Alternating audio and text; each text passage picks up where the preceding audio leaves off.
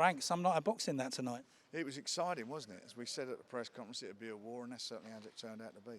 Yeah, I mean, the whole card was great, but yeah, talking about the main event first, what strikes me with Joe is he takes everyone's best shots in the first couple of rounds. Did the same with Dubois, and it's like he's swatting a fly. He just takes them. He's got a granite chin. He is what he is. He's well named a juggernaut, and that's exactly what he is, the juggernaut, and he's relentless. Well, Tyson Fury said he's the most awkward person he's ever sparred because everything you hit him with, he just keeps coming forward. We see that tonight, didn't we? I mean, Hammer come to fight. I mean, he didn't come to sit on the floor. It was an exciting fight whilst it was lasting. But eventually Joe once he got those cobwebs out of his system and started letting his shots go, he was hurting him. He caught him some really good body shots. Yeah, he was just saying to me, I just talked to him in the dressing room, and yeah, the body shots are what did for him, really. I mean, he mixed it up completely, but up until that point, Hammer, as you say, he'd been game, and he could have put most fighters on the floor. Absolutely. I mean, he came to fight, and he felt his best way was to try and land his bombs. He felt, Joe does get caught early on, and he obviously, was where his head was. Even when he went down, he took the count to the end and got up, and the first thing he did when he got up was, try and land the right hand. I mean, he was just like whizzing past. Yeah, that's good. He done excellent, Joe. And I mean, we think that year out how frustrating it was. He broke his wrist. So in the back of your mind, if you're a fighter and you get an injury like that, some people are a little bit wary about letting their shots go. He don't give a monkey's, does he? He just does it and he entertains. Yeah.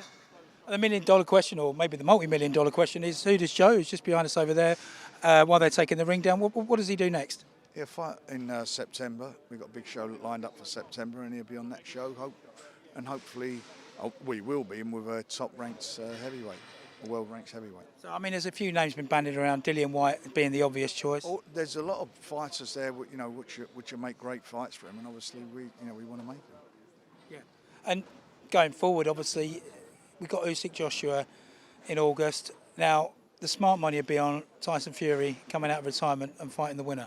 Well, look, that's Tyson's choice, and obviously that's a big fight. It's a big money fight. But whatever happens, Joe is the WBO mandatory challenger, and they will call for a mandatory defence. So he's in a good position.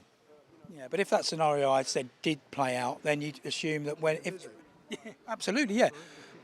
But if and when that does happen, you'd expect the belts would suddenly become available again.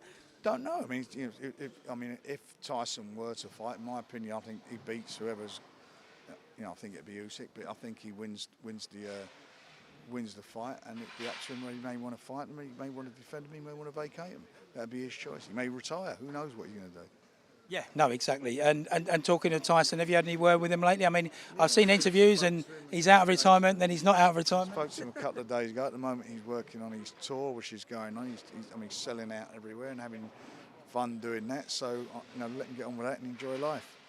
And of course, it's all been about his little brother the last few weeks. Unfortunately, Tommy, for whatever reason, couldn't get in. Ridiculous. I mean, he went to he'd only been out in the States, was it 4 or 5 weeks ago, and then they just said to him that he can't travel on his Esther. He knows why, which we don't know why. And the bottom line is he's got to go to the embassy and sort it out. So that's where it is. So is there? I mean, obviously that fight was mooted for early August. Realistically, do you think that could still happen? If he can't get in there and get it sorted, then obviously you can't expect Jake Paul to sit around. He's got a show to run. He's a promoter, and he'd be looking for another opponent. I hope though we can try and resolve something. Yeah, it's a real shame for Tommy because I mean, it should not be. This should not be happening though. He's done nothing whatsoever wrong. He's been with me from day one, and from day one, every fight he's had has been on a Queensbury show, except for one when he fought on the undercard of a Jake Paul show in the States.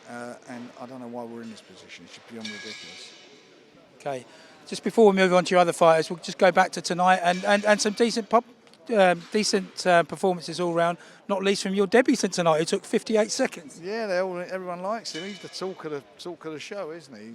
He looks like he's going to be a great addition to the Queensbury BT Pro, pro boxing. It's going to be brilliant, and he's exciting. And he sells a few tickets. He's got a good following. Well, you could hear the fans. It was incredible. It shocked me. I didn't think, because obviously I've never seen him fight before, but yeah. Yeah, it was really good. And off a Norfolk with him. And then just a quick word, Zolani Tete obviously is a real shame from your point of view, but equally you promoted Tete as well. So Solani is a double world champion, two-weight world champion. I mean, I think the world of him. He's with us, isn't he? And it was an opportunity with Jason and Zolani to when they get in that fight on that the winner would fight for a world title. So Zolani will move forward, but you know, Jason's with us, and we will. Whatever he wants to do, we will support him. He's such a good guy, and he's a real. I mean, there weren't a lot in that. It was a little bit of a nip and tuck up until he got clipped, but we'll get him back out and hopefully get him on the road again. yeah, and Zolani, I mean, it was a brutal knockout when it came. I mean, It's shades of Paul Butler, wasn't it? yeah, absolutely, yeah. And the main thing is that Jason's all right, I think. Yeah, absolutely. Well, I'm told he is, and I hope that's going to be the case. Just before we finish, I just want to mention a couple of other names. Anthony Yard, that's still looking good for October. Yeah, I spoke to Bob, top rank, Bob Aram, who looks after Burby Sev, and yeah, we're all good. I think we're all good to go with that, and hopefully announce it soon. And that again is a massive fight. It's a great fight. I mean, two big punching light heavyweights. That'll be exciting. And final word, we've got another decent card coming up in a couple of weeks. Just talk us through that for those that don't know. Well, Hamza's on there. He's involved in a really good fight, and I'm looking forward to seeing him. He had his debut at middleweight, his last fight out, and he's obviously very comfortable at that weight. And I think he's going to be. I really do think he's going to go places. And we've got Joe right beside us. Do you want to say congratulations to Joe? You know, we've spoke to Joe already. Do you want to say congratulations? Congratulations again, young man. How many times have I said congratulations? Okay, mate. No, brilliant. Nice one, Frank. It's been a privilege and a pleasure. Brilliant. Thanks, mate. Cheers, Joe.